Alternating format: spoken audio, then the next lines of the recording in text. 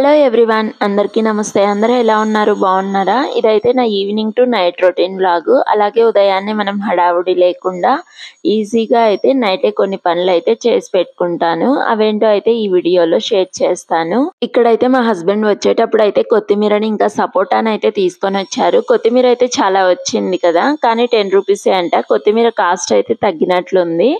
ఇంకా అలాగే evening snack కోసం అయితే కారం పల్లీలు అయితే ప్రిపేర్ చేస్తున్నాను. దీనికోసం అయితే ఫస్ట్ స్టవ్ వెలిగించుకొని ఈ ప్యాన్ పెట్టుకొని కొద్దిగా ఆయిల్ వేసి మంటను లో ఫ్లేమ్లో పెట్టుకొని పల్లీలను అయితే ఫ్రై చేశాను. ఇంకా అదే ఆయిల్లో కొద్దిగా కరివేపాకును కూడా యాడ్ చేసుకొని కొంచెం ఫ్రై చేసుకున్నాక ఈ పల్లీలలో యాడ్ చేస్తాను. తర్వాత రుచికి తగ్గట్టుగా కొంచెం ఉప్పుని కారాన్ని యాడ్ చేసుకొని వేడివేడిగా ఉన్నప్పుడే బాగా మిక్స్ చేసుకోవాలి. అంతే అండి, మన కారం పల్లీలు అయితే రెడీ. చాలా టేస్టీగా ఉంటాయి, స్పైసీగా. ఇంకా తర్వాత అయితే ఇక్కడైతే రైస్ అయితే ఉడకబెడుతున్నాను. ఇంక ఈరోజు అయితే గోంగూర చట్నీ అయితే ప్రిపేర్ చేస్తున్నాను. దానికోసం అయితే ఫస్ట్ బాండీలో కొద్దిగా ఆయిల్ వేసుకొని జీలకర్ర, ధనియాలు ఇంకా పచ్చిమిర్చి అయితే ఫ్రై చేసుకున్నాను. ఆ తర్వాత మిక్సీ జార్లోకి వేసుకునేసి వాటిని అయితే మిక్సీ పట్టాను. ఇంకా అలాగే ఉడికించుకున్నటువంటి గోంగూర కూడా చల్లారాక మిక్సీ జార్లోకి వేసుకునేసి దానికి కొద్దిగా ఉప్పుని ఇంకా వెల్లుల్లిని యాడ్ చేసి మిక్సీ పట్టి తరువాత వేసుకునేసి గోంగూర పచ్చడికి అయితే యాడ్ చేసుకున్నాను.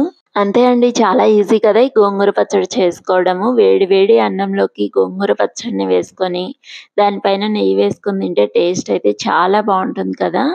ఇంకా తర్వాత అయితే ఇక్కడైతే నేను రేపటి కోసం అయితే బెండకాయలు అయితే కట్ చేసి పెట్టుకుంటున్నాను. మార్నింగే హడావుడి లేకుండా ఇలాగ నైట్ అయితే కట్ చేసి పెట్టుకుంటాను. ఇలా బెండకాయ, దొండకాయ ఇంకా క్యారెట్ అలాంటివన్నీ అయితే ముందు రోజు నైటే కట్ చేసుకొని ఒక గిన్నెలో వేసి ఫ్రిడ్జ్లో అయితే పెట్టేస్తాను. నేనైతే అక్కడ యక్షిని మూవీ అయితే చూస్తూ ఉన్నాము. ఇంకా మూవీ అయిపోయాకైతే మా వాళ్ళకైతే టీవీ అయితే పెట్టించేసాను. ఇంకా వాళ్ళైతే బొమ్మలు చూసుకుంటూ డ్యాన్స్ వేసుకుంటూ ఉన్నారు. ఇక్కడ నేనైతే ఇంకా అంట్లయితే తోముకుంటూ ఉన్నాను. మార్నింగ్ అంతా వచ్చి హడావుడిగా తోముకోకుండా ఇలాగ నైటే ముందు రోజే అయితే తోము పెట్టుకుంటాను. అంతేకాకుండా మనం మార్నింగే చూసుకోవడానికి కూడా చాలా బాగుంటుంది కదా, పీస్ఫుల్గా అనిపిస్తుంది. ఇంకా ఇక్కడైతే అంట్లన్నీ తోమేశాక అయితే గిన్నెలన్నీ తీసేసుకొని టబ్లో అయితే పెట్టేస్తాను. ఇంకా టబ్లో అయితే నీళ్లు మొత్తం కారిపోతాయి కదా.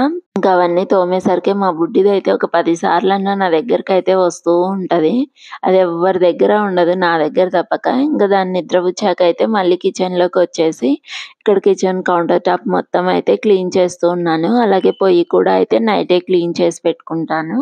ఇంకా అలాగే దాని చుట్టూ ఉన్నటువంటి టైల్స్ని అన్నిటిని అయితే క్లీన్ చేస్తున్నాను. నేనైతే ఇక్కడ క్లీన్ చేయడానికి ఫస్ట్ అయితే పాల ప్యాకెట్ కవర్ ఉంటుంది కదా, దాంతోటైతే క్లీన్ చేస్తాను. తర్వాత ఒకసారి స్క్రబ్బర్తో అయితే క్లీన్ చేస్తాను. నాకెందుకు ఇలా కడిగితేనే నీట్గా అనిపిస్తుంది. అలాగే పైన చిమ్నీని కూడా అయితే ఒకసారి అయితే వెట్ వైప్తో అయితే తుడిచేస్తాను. చాలా పీస్ఫుల్గా అనిపిస్తుంది కదా. నేనైతే నైట్ అయితే మార్నింగ్ హడావుడి లేకుండా ఇలా అయితే క్లీన్ చేసి పెట్టుకుంటాను. అలాగే ఇక్కడైతే కొన్ని బాదం పప్పును అయితే తీసి నానబెడుతున్నాను. బాదం పప్పు కూడా మన హెల్త్కి అయితే చాలా మంచిది కదా. ఇంకా తర్వాత అయితే నాకు నైట్ పడుకునే ముందు అయితే కొంచెం వేడి నీళ్ళు తాగే అలవాటు అయితే ఉంది. అది ఎప్పుడు ఏం తాగను, కానీ ఇలాగ వర్షాకాలంలో వింటర్లో అయితే ఖచ్చితంగా తాగుతాను.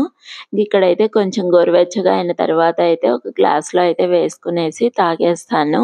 ఇదండి ఈరోజు మన చిన్న వీడియో. నచ్చితే లైక్ చేసి షేర్ చేసి సబ్స్క్రైబ్ చేసుకోండి. Bye bye.